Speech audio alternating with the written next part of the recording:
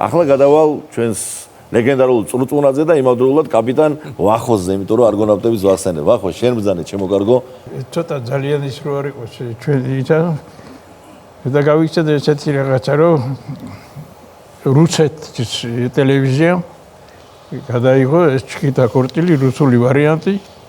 ეს მომენტია რომ აქ ვიღებთ ამას და რატოღაც მოინდომა რეჟისორმა რომ მთაზე უნდა იყოსო ეს და იქიდან უნდა ყიდოდა წყაო.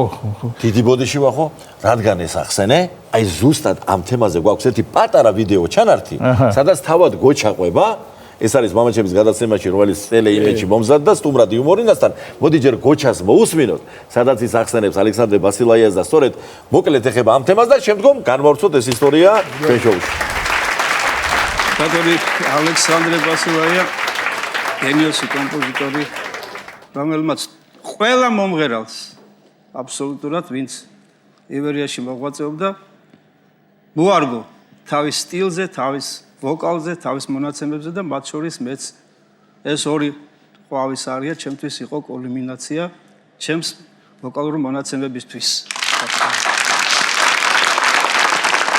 ფაქტობრივად აი თემურის თავდადება ვახსენებ და ნუ ზარდა თემურ წინვალედ გახსოვთ თვითონ გოჩას თავგანწირვაც როცა ევგენი გინზბურგმა მოინდომა მყინვარზე მისი გადაღება. ფოტოშოუს იმ დროს ერთ დროს შენ რომ მოყევი იყო ოპერატორი იყო მარტო ნასვამი და აქ გადაღების დროს კიდე ბევრი ვიღაცები და გოჩა ლორია დარჩათ მყინვარზე.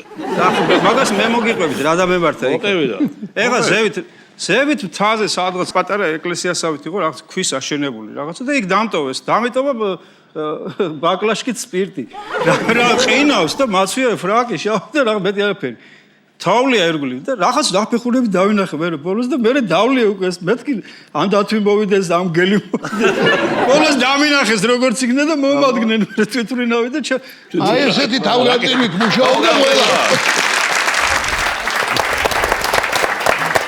მოდა ეხლა ავიყვანეთ ჩვენ კი არ ვიყვანეთ კაცო დირექციამ იმას რა ქვია. ხო ამისთვის რომ აგვიყვანა იქა დაიქირავა დირექციამ ვერტფრენი და გაიყვანეს ვერტფრენით თებში კაცო აქ ცხელა და იქ სიცივეა. იქ თოვლია ხო? თოვლია ყინვა კაცო ყინვა. იქინა უნდა დაიყიროს ყვა და მეტი არაფერი ეს ყვა ჩაწერილია ყველაფერი და მაინც ხო და მოკლედ ეს გადაიღეს შორიდან ასე რომ მოდის ეს კადრი რაღაცა და ნუ მორჩეს გადაღება მაგრამ დავიცდათ მორჩა ისე ხო ისე დამთავრდა ისე დავავდე ჩახში და გაგვახსენდა მე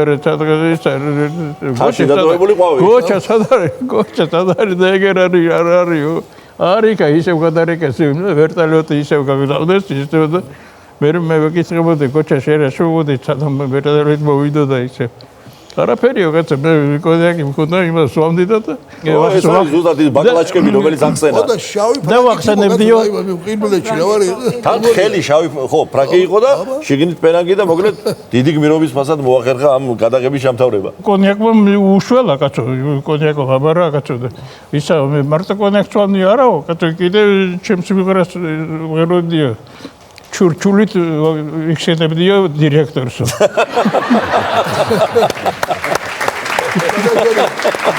გიმსების გზნობა ქონდა გამახვილებული აი ეს ჩანდა როგორც სიმღერასთან დამოკიდებულებაში რეპერტუართან დამოკიდებული ისე პიროვნულად გამახვილებული ქონდა და ყველას რო ეგონა რომ ესე იგი ევგენი გინზბურგს ამასთან დიდი შეხლა შემოხლა ელოდა უთხარი როგორ გაგზელდა რუგზარიგება ესე იგი ეგონა გინზბურგს რომ მოკლავდა რა ხანო გოჩა წარმოიდგა ხო როგორია რეჟისორს დარჩა მსახიობი ხოლმე რა ხაში ერთხელ უთხრა რომ საქმე მაქვს გინზბურგთან და შეახოდრეს და ჟენი ესე უყურებდა და მივიდა და ჟენი ესე გონა რა და ამოიღო და სათვალე აჩუქა ჟენი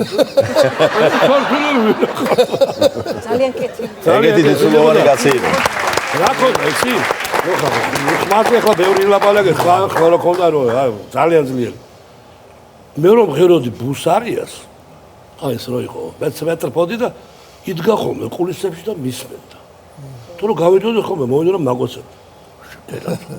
აი რამ ხელა შეფასება ამისთანა მომღერლის და მის ხმაზე კიდე და აი მეცი რა ხარ არიები კი მაგრამ აი ის პატარა რაღაცები, აი, ვამირო მაშავირო რაღაც. რეჩიტატივები რამდენად სამბეშტავი იყო. სამბეშტავი როგორ თამაშობდა.